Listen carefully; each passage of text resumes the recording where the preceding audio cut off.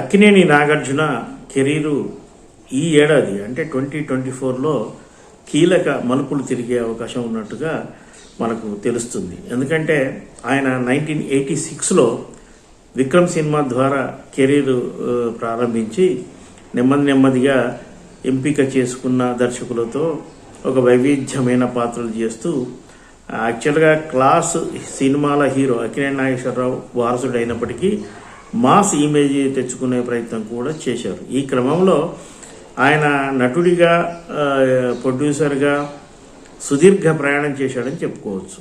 ఈ ఏడాదిలో నాగార్జున నటించిన నా సామి రంగ సినిమా సంక్రాంతికి ప్రేక్షకుల ముందుకు వస్తుంది. ఈ సినిమా సాధించే విజయం నాగార్జున కెరీర్లో కీలకంగా మారబోతుందని సినీ వర్గాలు అంటున్నాయి.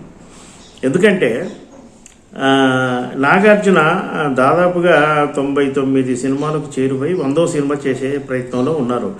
ఆ 100వ సినిమా కూడా లెక్క ప్రకారం ఇదే ఏడాది మొదలు కావాల్సి ఉంది. 100వ సినిమాకు దర్శకుల ఎంపిక ప్రక్రియ జరుగుతుంది. అనేక మంది దర్శకులు ఆయనకు కథను వినిపించారు. అయితే 100వ సినిమా ఒక మైలురాయిగా నిలిచిపోవాలనే ఉద్దేశంతో కథను ఇంకా ఎంపిక చేసుకునే ప్రయత్నంలోనే నాగార్జున ఉన్నట్టుగా సమాచారం.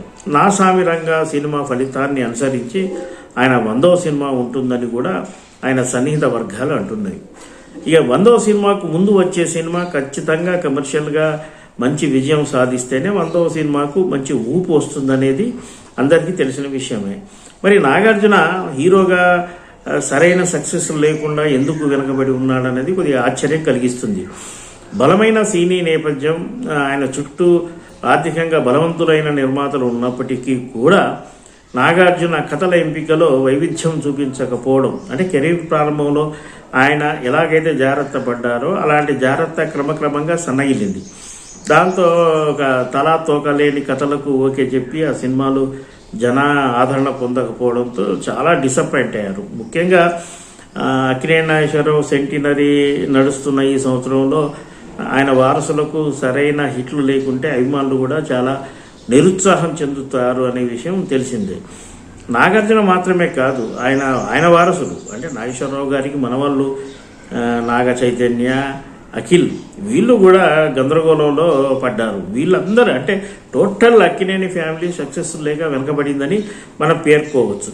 ఫ్యామిలీ ఇంత వెనకబడడం చాలా ఆశ్చర్యం కలిగిస్తుంది. నాగార్జున తన వయసుకు తగినట్టుగా పాత్రల్ని చేయకపోయినప్పటికీ ఆయనలో ఇంకా యంగ్ లుక్ మాత్రం స్పష్టంగా ఉంది.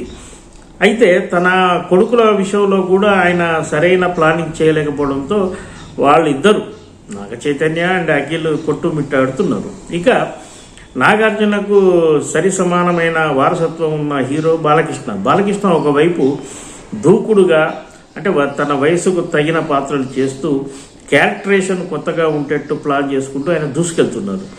మరోవైపు వెంకటేష్ కూడా తన వయసుకు తగినట్టుగా కొంత క్యారెక్టర్లో మార్పులు చేసుకుంటున్నారని చెప్పవచ్చు. అందులో భాగంగానే గురు సినిమా కావచ్చు, సైంధవ్ సినిమా కావచ్చు, ఇలాంటి డిఫరెంట్ క్యారెక్టర్లకు వెళ్తున్నారు. నాగార్జున మాత్రం ఇంకా ఒక మన్మధుడు ఇమేజ్ ఉన్న పాత్రల్ని చేస్తుండడం వల్ల ఈ సమస్య వచ్చిందని కొన్ని వర్గాలు అంటున్నాయి. ఏది అయినప్పటికీ నాగార్జునకు నా సామి రంగ ఫలితం ఖచ్చితంగా ఉత్సాహాన్ని ఇచ్చే విధంగా ఉంటుందని అభిమానులు భావిస్తున్నారు. ఇక నాగార్జున 100వ సినిమాకు సంబంధించి మరిన్ని అప్డేట్స్ అతి త్వరలో తెలిసే అవకాశం స్పష్టంగా కనిపిస్తుంది.